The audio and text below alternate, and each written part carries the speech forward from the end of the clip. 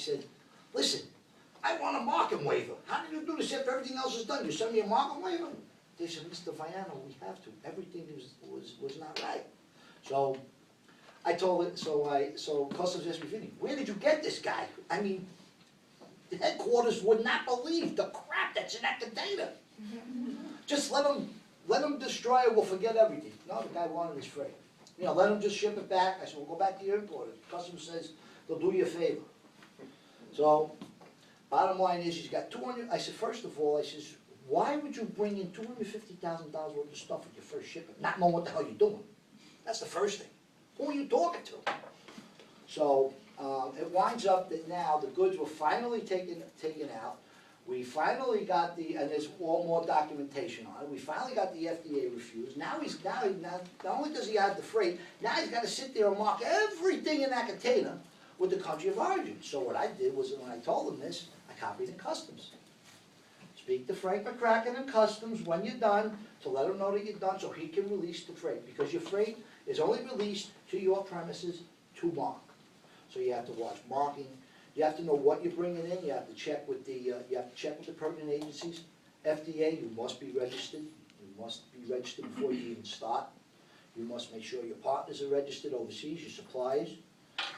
Who else? This guy had children's articles, children's clothing, which was subject to the Consumer Product Safety Commission, CPSC. They took theirs. You know, they're all trying to work with the guy, you know, but the bottom line is that, first of all, when you're going to import, don't think that the guy overseas is going to be all altruistic and honest with you. You got to make sure.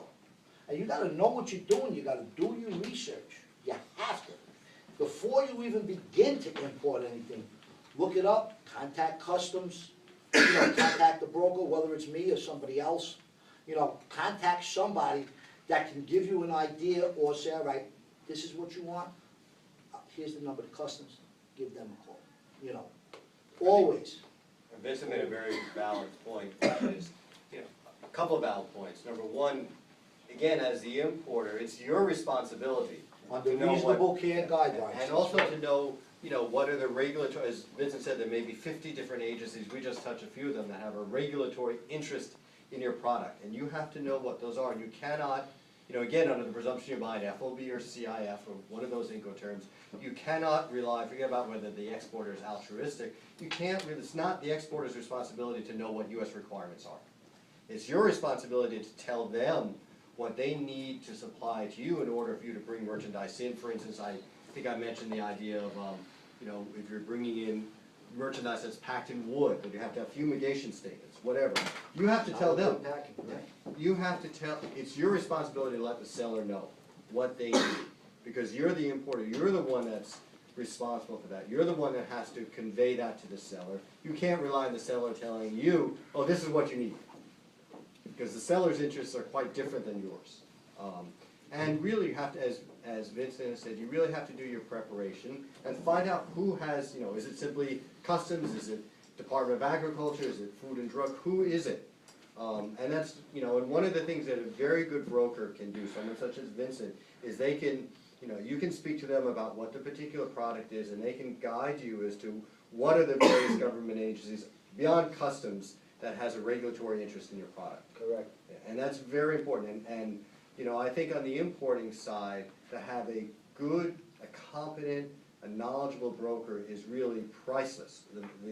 What they can do for your business. They can make things much, much easier. And again, remember, you're buying EXW, FOB, CIF, whatever those terms are. It's your responsibility. Thanks. Yes, Jen.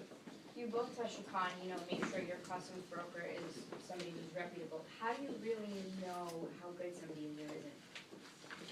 Well, word of mouth usually helps. If you have a colleague in the industry, you know, who do you find is, you know, who do you think is good? Sometimes your supplier might work with somebody. You know, I mean, there are a lot of times that they'll work with somebody, they'll recommend a forward. A lot of it goes on recommendation and word of mouth. A lot of it, just to echo what Vincent, a lot of it is word of mouth. That word of mouth could be, as Vincent said, suppliers, could be competitors, it could be truckers, it could be, Could be anybody. Could be a freight forwarder for a customs house broker, customs house broker for a freight forwarder for a trucker, a public warehouse. There are so many different sources, a lawyer, an accountant, I mean, there are very many different sources, but much of it is really on word of mouth. And that's really where you get, and then of course, then it's you as the importer, maybe you wanna ask the broker, can they provide a couple of references, what their fees are, what their fees are for